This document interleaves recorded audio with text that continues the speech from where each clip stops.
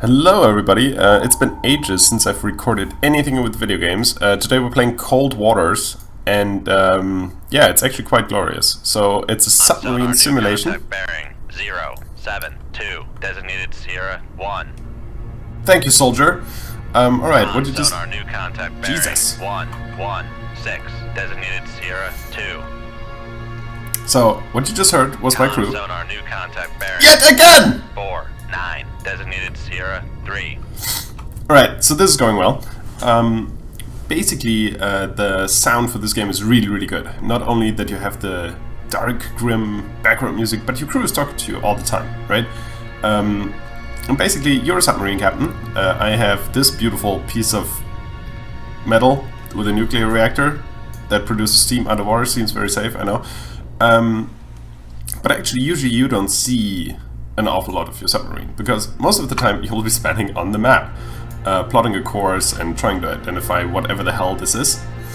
So I've picked a very easy mission, so we should have a chance of winning, but let me tell you, this game isn't easy, especially because you need to learn all kinds of submarine things. In a lot of missions you will have a thermal layer, and that has an impact on if other ships can easily find you through sonar. You have to configure your torpedoes with active sonar or passive, which way they avoid obstacles, which depth they should look for enemies at, and stuff like that. And actually, one of the first things in every mission is actually to identify whatever the hell you're seeing on your sonar. So, since these contacts have been made through sonar, S1, S2, S3, that means they were spotted through sonar. So I'll just plot a very slow course towards S2, or between the two, 100, and then I can cycle through the 3 targets and their sonar signature. So this one looks like a blue whale. Sonar Sierra 2 is classified as biologic. Biologic. All right. Then S1 has most of my attention. So basically what you do is you match up the patterns. So you cycle through and see where the lines match up best. So this could work. No, this one. No. Well, it's a bit like Con sonar Sierra 1 is classified as submerged submarine. Right. So that's the thing you don't want to hear your crew say, right? Identified as submerged submarine. That's bad. Left 2. And basically what we'll do now is to, or what you'll do in a lot of situations is to get the solution to go to 95%, so you can have a relatively clear torpedo shot, and you can also see which depth your opponent is at. Also a very fun thing, basically you see the speed at which the screw turns. So you can of course ramp your motor up and go like, oh, let's go 30 knots, but if you're not deep enough, it will basically start throwing little air bubbles. It's called cavitation, it's a real thing. Steady course. And you'll be very loud and shot immediately. Otherwise, you have controls for different masts. So if you dive to a depth where you can actually extend your mast, you can utilize the radar on that and some other stuff. You also have like an emergency deep dive and an emergency surface button, so they can be very, very handy when trying to flee from a torpedo. 87, helm I. Otherwise, you can also ring ship for ultra quiet. Make your ship quiet. That can be super handy when you're sneaking up on somebody and they're changing course frequently to see if you're behind them or something like that. So if you like movies like Red October or Dust Boat or anything like that, this game is probably for you. Also, it's like, I don't know, $35 or something. I saw some other review online and the guy was like, practice all of the phrases, wow, the graphics aren't that good, I want my money back, or this is too hard. Steady course. Oh, another way. Sierra 3 is classified as biologic. Alright, basically if you're wondering, you cannot shoot the whales. Helm I. Alright, let's do some diving. So you can control your submarine on your own, but usually clicking the buttons gets you there just as quickly, and we'll just set the rudders and the ballast and planes and whatever relatively well. So unless you're actively dodging torpedoes, there's not a lot of reasons to steer manually. So since we're going deeper now, we can also turns for 1, go a bit faster. 0 knots, maneuvering aye. You can see that helm, steady course. the target we're following is going at 12 knots. So if we actually want to catch up with our target, we need to go a bit quicker. And we can also see that our opponent is slowly surfacing. So that means if we have to fire torpedoes in a hurry, we should set them to please look above the depth you're fired at. Make turns Yeah, that would be enough. 5 knots, maneuvering aye. Make depth 0 feet, dive high. Right, very useful also in this game is you can compress time. So if you know what you're going to do, but it would just take waiting to get there, you can hit F9. Con, helm, steady course. Con, dive at 0 feet, dive high. And it's basically like the speed up button in The Sims or wherever else. So we can see that our opponent is making a turn now. So if we zoom a bit in, we can see that they are going somewhere. And when this dot stops moving, basically, or stops moving except for directly ahead of them, they've finished making their turn. So if I was really good at geometry, I could probably fire a lot of torpedoes right now and blow up the target. So, needless to say, I'm not. So I'd like to wait until their course change is completed. 5, 2, helm aye.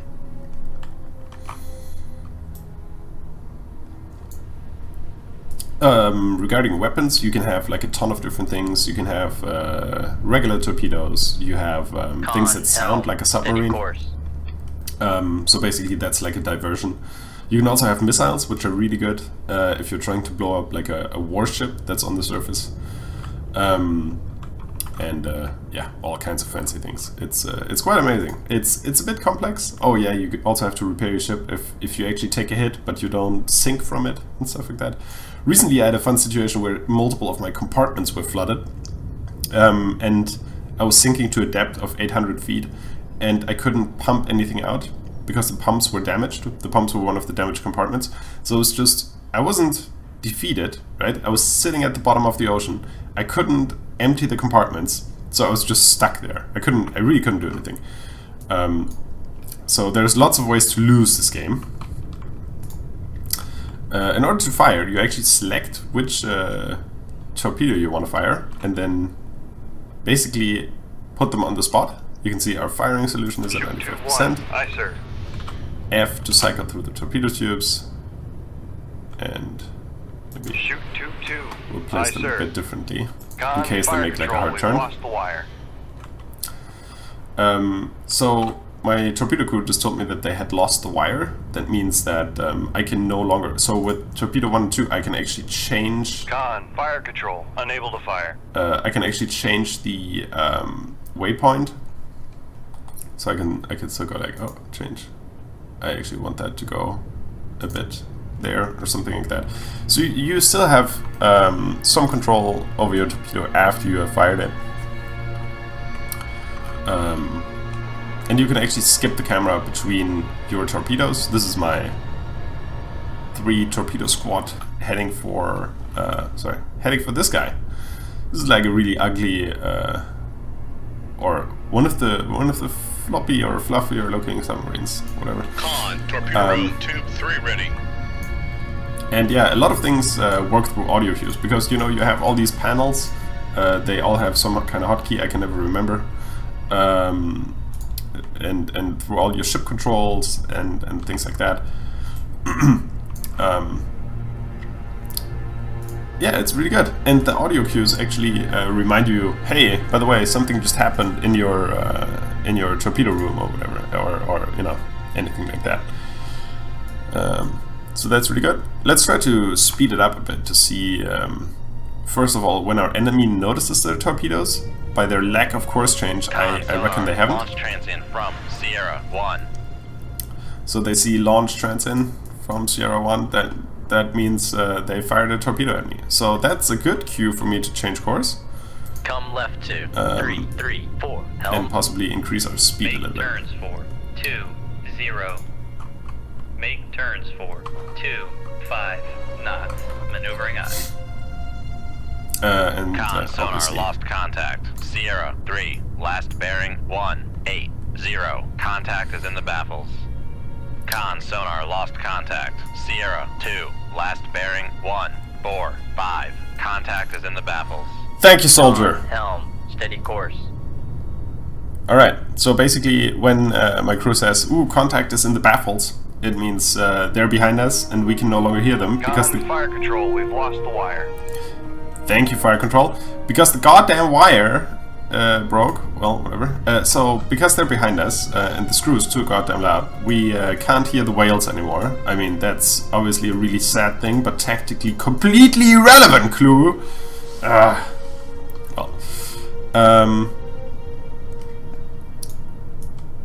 So I think we've gone out of the way of the torpedo far enough. So let's Come right to. set a course for pursuit. 3, helm I. Technically, you can just hit H and Come then right click, to. and then 0, your boat 5, goes 5, wherever you want to helm go. I. Oh, we may not be clear of the torpedoes. Come left to 3-3-4, helm I. So speeding up this game really is the key to Con, not helm, lose steady your course. goddamn mind. And you can see, since they are already on their search pattern far before Come right to 0, they really get to 5, our position, 4, or in the helm proximity I. of our position, that either our course change was successful, because maybe if we had continued in the straight line they would have been, or they just didn't have a very good position on us when they fired. So as soon as the torpedoes start zigzagging, that's a sign Come for, right oh, to okay, 0, 5, 8, they're helm activated I. and they're actively looking for targets, and you don't want them to do that far Con, before they hit helm, your target. steady course. So I'm really curious what happened to my torpedoes. But I mean, we can always fire some more, right? I still have a good firing solution, so unless they change course, they should get them about here.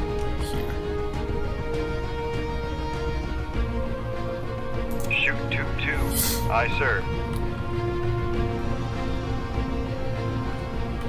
Con, fire control, we've lost the wire. Oh, you can see a course change towards us, so that's interesting. Con And- sonar lost oh. contact. Sierra 1, last bearing 050. Contact breaking up. So we've lost contact, but we can faintly see in the distance that something is sinking, which is really good. So what's left for us to do is to get the hell out of Right here. to 1-1-5, helm I. We could also, so sometimes you actually lose sonar contact with something if you're battling a group of ships, and you don't know if they just stop their engines or something like that, or if you actually sunk them, and then only when you get very close to the wreck you actually confirm that you've sunk them. So it's all like very much cloak and daggers. If you think of strategy games with a fog of war, it's very similar, because you don't get a lot of info. The most info you get is through your sonar. We can have a quick look at how it looks when you actually 5 knots. Maneuvering get to periscope depth. Depending on the sea, you either just see waves, or you can actually identify enemy ships. Or see if you misidentified something on the sonar and it's actually like a fishing trawler instead of a warship. And obviously if you sink the fishing trawler first, the other warships become very agitated, and Sonar regained contact it's not good. on Sierra. Not good times. Make turns for 1-5 knots. Alright, but I mean, basically we've won this mission. The first single mission is very easy. Other ones are not that much. Con sonar lost contact. Sierra 2, last bearing 1. Oh, my crew is telling me I lost the Making whale turns again. For 1-5 knots. Actually, what I think works really well is that let's go all the way up. Is that the speech is so repetitive? Con So sonar, we are cavitating. we are cavitating. You see that? Because all the bubbles start coming up because we're going too fast for our depth. Make turns for Con sonar, no longer cavitating. Music in my ears. So the voice snippets are very repetitive, but I mean that's a very military thing, right? that basically everything has to sound the same, correct use of the phonetical alphabet. I mean, there's a lot of attention to detail that went into this. And the graphics, I think the graphics are comparable to games that usually chuck out massive multiplayer games like World of Tanks or whatever. Obviously, this being a single-player game, could maybe have invested a bit more into like making it look amazing, but it really doesn't matter much, because the most things you do are strategical, and most of the gameplay is your strategical approach and how you basically set the right course to either intercept or to follow somebody and to actually sink all of your targets. Actually, there's no real reward or progression system. There are some campaigns that basically pose a big challenge to the player, but yeah. Overall, it's really good. It can either set your heart rate to a permanent 200 beats per minute, or basically be very relaxed because you float around in the sea and everything's fine. Or yeah, I mean, it's good. Try it out. Cold waters, and thank you very much for watching.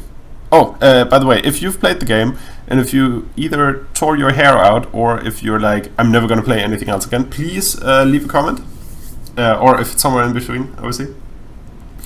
Thank you very much. Bye bye.